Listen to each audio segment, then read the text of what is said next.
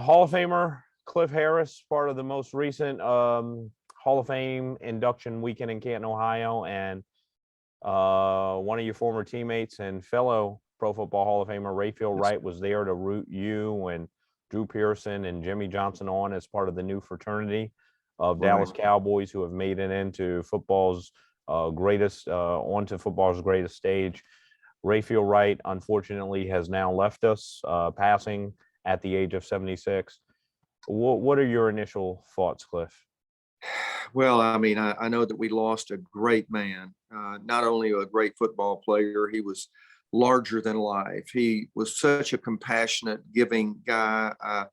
He and I both have our charities we support, and I came to his events and he would come to mine. And I know he was a great football player. And, I knew that he was having these seizures, but it took me by surprise. I just expected him because he was so big and so strong. He was going to come out of this, but he didn't. And that's the way life is, but he was a great player and he's going to be missed by a lot of teammates and friends that he had over the years.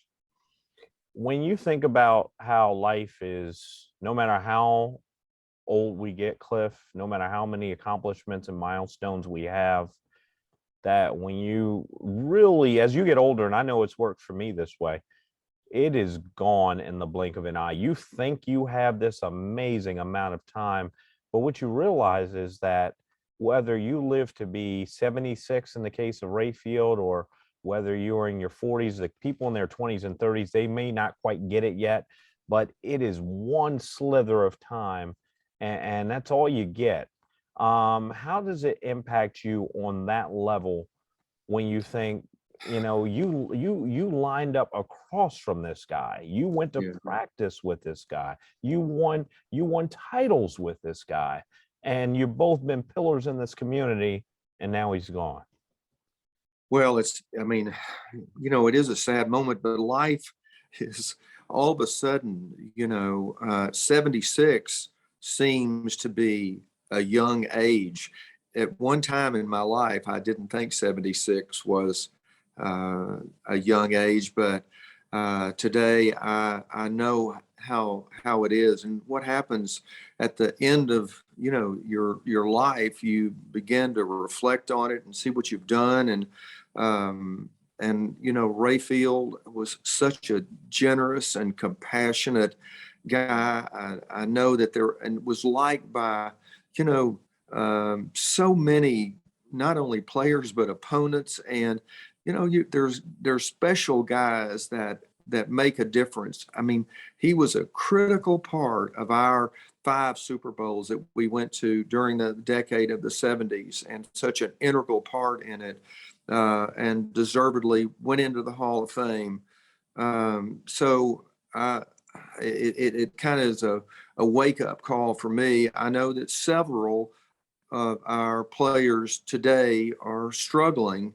There's Walt Garrison and other guys that are really struggling right now, and it makes you think, boy, you're not the tough football player you were at one time, and life is short. Life is short.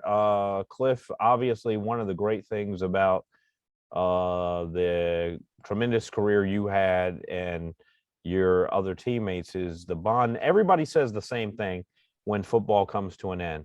It's not that I'm going to miss the hitting, in your case, the interceptions, in Rayfield's case, the monster blocks, or the pancake blocks, or stonewalling a defensive end. You miss the camaraderie that you had with those guys day in and day out in that locker room. Yeah. What type of teammate was Rayfield? He was a great leader. We had a kind of a funny, interesting thing that went between Charlie Waters and Rayfield and Jethro Pugh and I, because I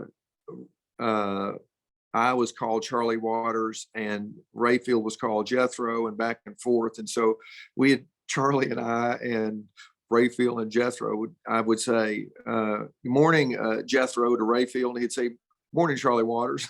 And so he was a really, I mean, he was one of those guys that was a friend to so many players on the team. And some guys were a little polarizing, and but he was such a great leader, and a friend to so many people. He's truly gonna be very missed very much. In his post career, one of the things that stood out to me, Cliff, and I know you do a lot of it as well, is the way he went out of his way to make life better for other people. Specifically, whether it be his charity golf tournament in Willow Park, Texas, whether it be his stops to talk to the Alito football team a couple times a year and do mentorship and minister to young people, and his pride in Little Griffin, Georgia. And he would tell me about all the great players who followed behind him onto the NFL stage.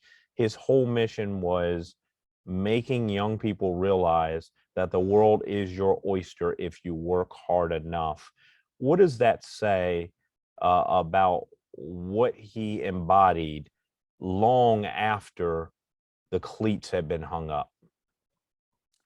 Well, the impact that he's had on all these young people over all these years that he's been out talking to them and inspiring them, it's going to pay off. I mean, it's the seeds planted that are going to grow. And I know that people listen to a Hall of Famer and to Rayfield Wright, certainly, and pay attention. And I'm sure that he's changed so many lives. And over these years of being such a generous guy with his time and his energy, and going to visit and his charities, and I